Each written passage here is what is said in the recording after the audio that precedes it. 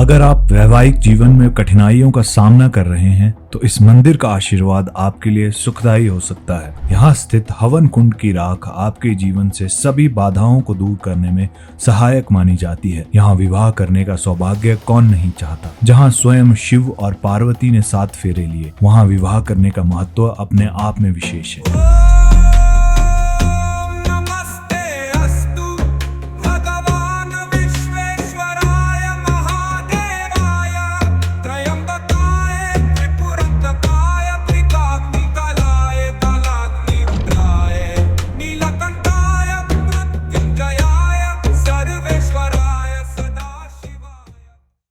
त्रियोगी नारायण मंदिर उत्तराखंड के रुद्रप्रयाग जिले के त्रियोगी नारायण गांव में स्थित एक प्राचीन मंदिर है जो भगवान विष्णु को समर्पित है। यहाँ भगवान नारायण भूदेवी और लक्ष्मी देवी के साथ विराजमान है। यह स्थान विशेष रूप से इसलिए प्रसिद्ध है क्योंकि यहीं पर भगवान शिव और माता पार्वती का विवाह संपन्न हुआ था। इस दिव्य विवाह में भगवान विष्णु ने पार्वती के भाई का कर्तव्य निभाया, जबकि ब्रह्मा विवाह यज्ञ के आचार्य बने। इस मंदिर की सबसे अनोखी विशेषता इसका अखंड ज्योति हवन कुंड है, जिसकी पवित्र अग्नि माना जाता है कि उसी समय से जल रही है और आज भी प्रज्वलित है। इसी कारण इसे अखंड धुनी मंदिर भी कहा जाता है। श्रद्धालु इस हवन कुंड की राख अपने साथ ले जाते हैं और मानते हैं कि यह उनके वैवाहिक जीवन में सुख समृद्धि लाएगी। त्रियोगी नारायण मंदिर के पुजारी रवि ग्राम के जमलोकी ब्राह्मण हैं, जो इस हवन कुंड की अग्नि को लगातार जलाए रखते हैं और सभी धार्मिक अनुष्ठान संपन्न कराते हैं। यह मंदिर विष्णु के 5वें अवतार भगवान वामन को समर्पित माना जाता है।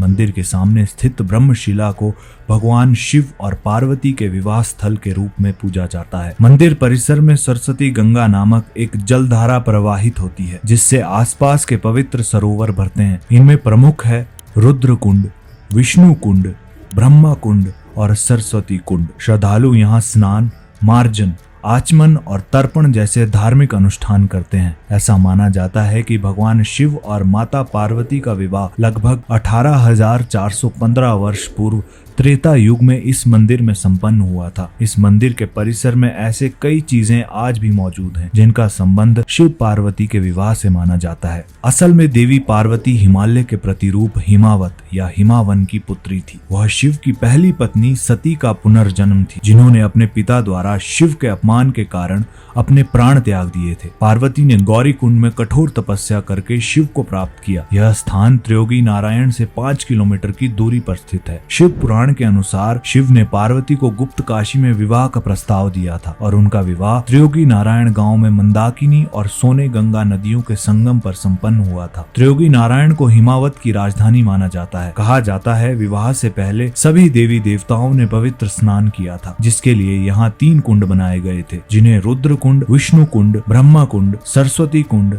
नारद कुंड, सूर्य कुंड और अमृत कुंड। इनमें से 5 कुंड मुख्यतः यात्रियों के लिए प्रांगण में स्थित हैं, जबकि 2 कुंड मंदिर के गर्भगृह में स्थित हैं। इन कुंडों में जल सरस्वती कुंड से आता है, जिसके बारे में मान्यता है कि यह भगवान विष्णु की नासिका से उत्पन्न हुआ था। कहा जाता है कि इन कुंडों में स्नान करने से संतान सुख की प्राप्ति होती है।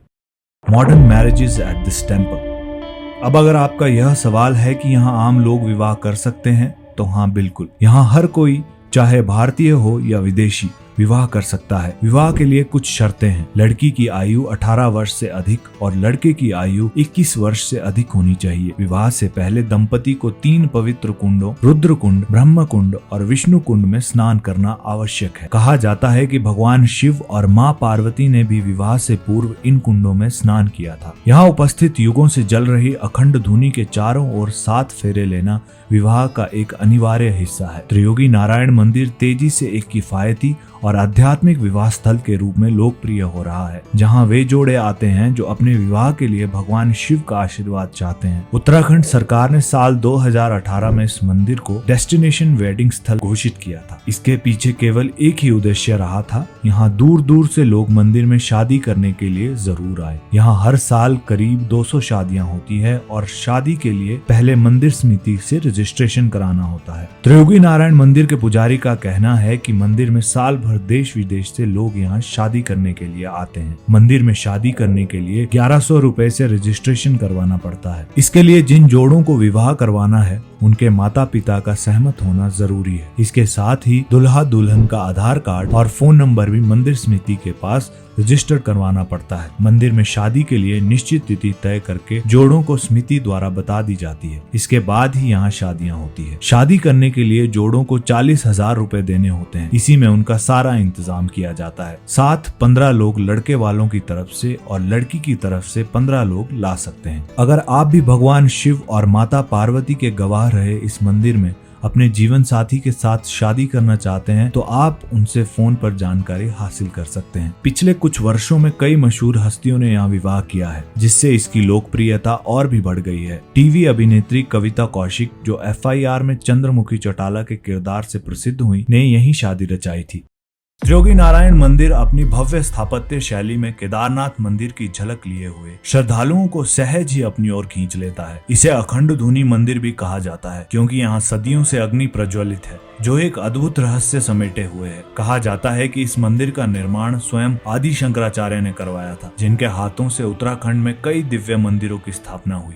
मंदिर के गर्भगृह में भगवान विष्णु की एक चांदी की प्रतिमा विराजमान है, जिनके साथ माता लक्ष्मी, धन की देवी और माता सरस्वती, ज्ञान व संगीत की देवी भी उपस्थित है। मंदिर के आंगन में बहने वाली सरस्वती गंगा की जलधारा मान्यता के अनुसार स्वयं प्रकट हुई थी और आसपास के सभी पवित्र कुंडों को भरती है। यह केवल एक मंदिर नहीं बल्कि एक जीवंत इतिहास है, जहाँ हर कण में आध्यात्मिकता का संचार होता है। त्रियोगी नारायण मंदिर सिर्फ एक तीर्थ स्थल ही नहीं बल्कि एक ऐसा पवित्र स्थान है जहाँ हर कण में शिव पार्वती के दिव्य मिलन की कहानी बसी हुई है। यह मंदिर सिर्फ इतिहास का हिस्सा नहीं बल्कि आस्था, श्रद्धा और मंगलमय जीवन का प्रतीक भी है। यह भी मान्यता है कि इस स्थान पर विष्णु भगवान ने वामन देवता का अवतार लिया था। पौराणिक कथा के अनुसार इंद्रासन पाने के लिए राजा बलि को 100 यज्ञ करने थे। इनमें से बलि 99 यज्ञ पूरे कर चुके थे। तब भगवान विष्णु ने वामन अवतार लेकर रोक दिया, जिससे कि बलि का यज्ञ भंग हो गया। यहाँ विष्णु भगवान वामन देवता के रूप में पूजे जाते हैं।